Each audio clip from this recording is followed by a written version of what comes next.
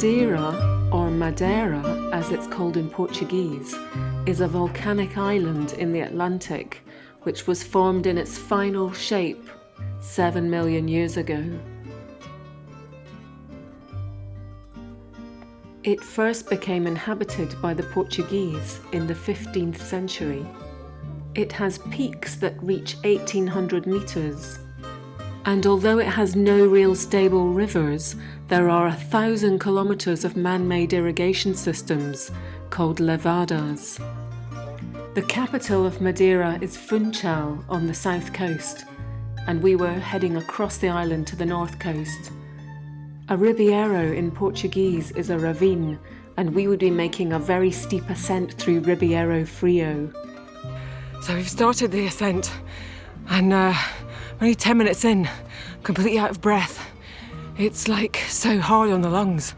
The steepness of the road is like that. Don't know what that is, 40-degree incline, and I've got 7 kilometers just up like that. Oh my God. Past Sara, it's only just up there. Lovely view behind me now. Don't worry, it'll only get easier. Well, I have to say, this is just like Scotland. We weren't being super lucky with the weather that day. So sometimes on the bicycle something magical happens. Just occasionally you look down at your gears and you realise you've still got one left.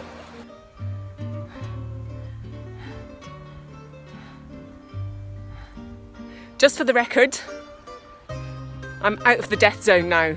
Our lunch stop was the Ribeiro Frio trout farm. I feel a bit sorry for these trout because there's the little baby trouts, and then down there they're slightly bigger. Don't worry, I'm not going to eat you for lunch. So what I ended up having for lunch was a traditional egg, bread and olive oil soup. I'm not sure it looks that nice though. Yours looks much nicer. I've just seen little fishies fishing around over there. I regretted not having a trout after all, and I was still so cold that I treated myself to a hot chocolate.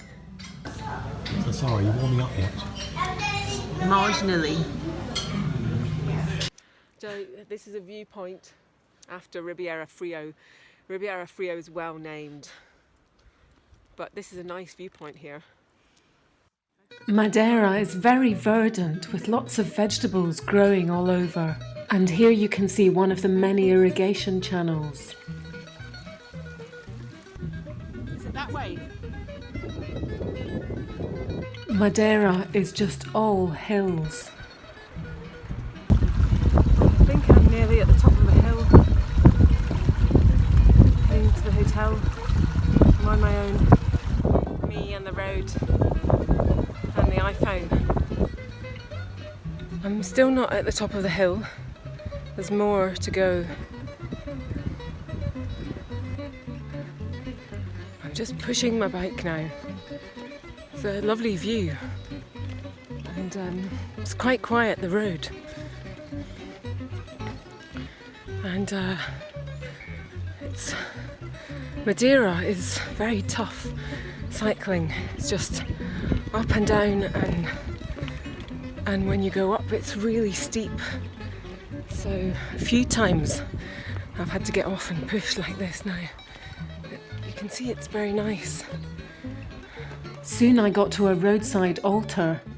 I'm not at all religious, but I thought there was no harm in praying for an easy ride and some cake.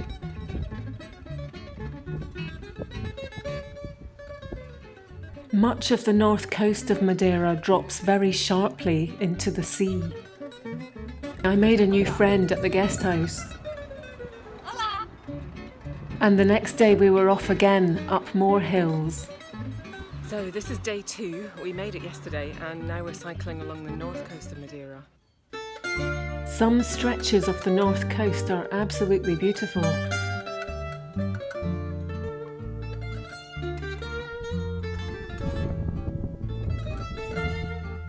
São Vicente is a great place to stay by the beach on the north coast. And it has some very interesting underground lava tubes.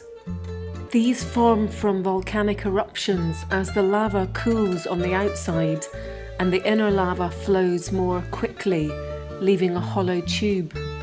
The longest of these tubes here stretches a whole kilometre.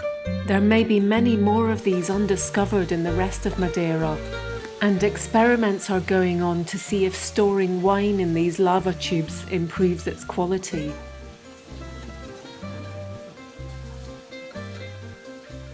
After our tour in the lava tubes, it was time for a bit of rockfall danger.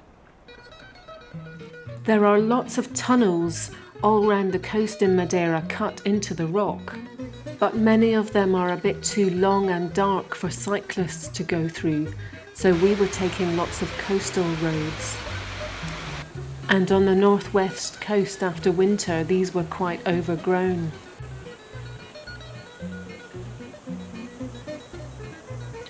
We came across the biggest and deepest road pothole I have ever seen. And then, just when our destination town of Porto Muniz was in sight, an even bigger problem. So, Sean, what do you reckon to the road? It's a little bit rocky, it's a bit lumpy, I'm sure be careful to get over that. Do you want to go first? No, I think you should go first because your bike is lighter, and then I'll follow. Oh, thanks then. That's Thanks. all right. Luckily, Sean was joking, although I think he had considered crossing. We had to backtrack a little, but soon got to Porto Muniz. So I'm having an ice cream now in Porto Muniz. It's a strawberry sorbet, but Sean thinks I don't deserve one really because I've only cycled 20 kilometres today, although it was very hard. I think it was very hard, so I think I deserve it. Madeira is so hilly that in Porto Muniz they have a helipad on stilts. So we're leaving Porto de Muniz today and heading up a very steep hill. I think there's a 800 metre climb just to start with. The other thing is that I'm still in the death zone. The first 30 minutes before my endorphins kick in, it's like agony. It's the opposite to Everest. You start off in the death zone cycling. I'm getting there up the hill and it's a bit misty again. I'm just listening to my reggaeton in this ear here, and I've got sparkling water in this bottle. So I can almost pretend I'm lying on a tropical beach. Bing bong, bing bong, bing bong.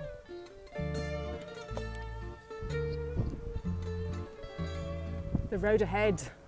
Although it was May, it got a bit misty again. These here are the laurel forests, famous laurel forests of Madeira. Now, they also exist in Tenerife, but extinct in the rest of Europe. You can see some more just up there. There's a sign up ahead. It's not very clear. I'll go closer. There we are, Ponta do Pargo, the most westerly tip of Madeira with a lighthouse, where we're headed for lunch. Unless it rains, in which case we're going to stay the night there. I've been promised. Promised that. Where? As it turned out, it didn't rain.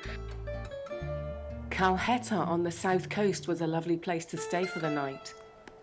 But next morning we found ourselves going back up another hill. We found a great viewpoint.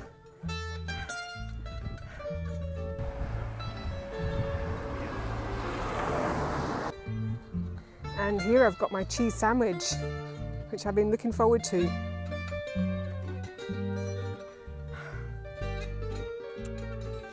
Cheese sandwich. Check out the view behind me here.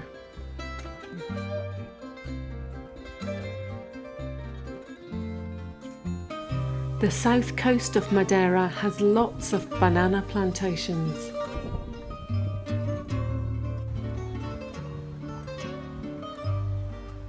And I found a Ronaldo scarecrow. The Madeirans are very proud of their football hero. Sean says nobody would be interested in this apart from me, but I have discovered 2 new cycling symptoms on this holiday. Hypoglycemia headache and ischial bursitis in the butt. It's very fertile soil here in Madeira. People grow things all over, like these broad beans here, and something else over there. I think these are potatoes on a very steep slope. Jean thinks I should be more definitive, and he says if they look like potatoes and they're in the right place for potatoes, then they are potatoes. Isn't that right, Sean? Is that right? Looks like a potato, smells like a potato, then it is a potato, in my view. These here I'm going to be very definitive about, and I'm going to say that these are either cabbage or Brussels sprout. Not that definitive. Would you like to contribute? Well, if you're going to be definitive, you should say this is definitely a cabbage.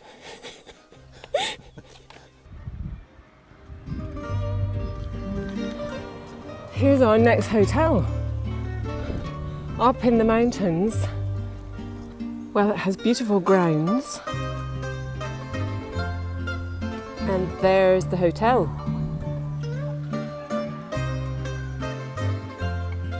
We found a great little spot for lunch. We're just waiting for a burger and chips. What do you have to say about energy, Sean? Well, there's always more energy.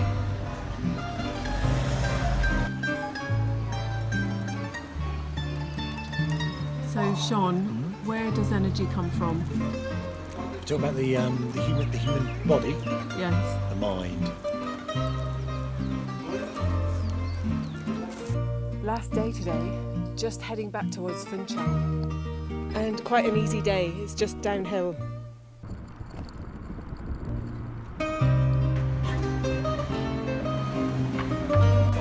Before leaving, we visited some markets in the capital. They have amazing fruit in Madeira, including these pink dragon fruit. And if you're not a vegetarian, there's an impressive fish market in Funchal with these black, very long, unusual scabbard fish, which are from the very deep ocean. We've handed the bikes back. I think that the little bit of my brain that is supposed to give me energy is completely overrun with just silly cartoon characters, and that's why I don't have enough energy.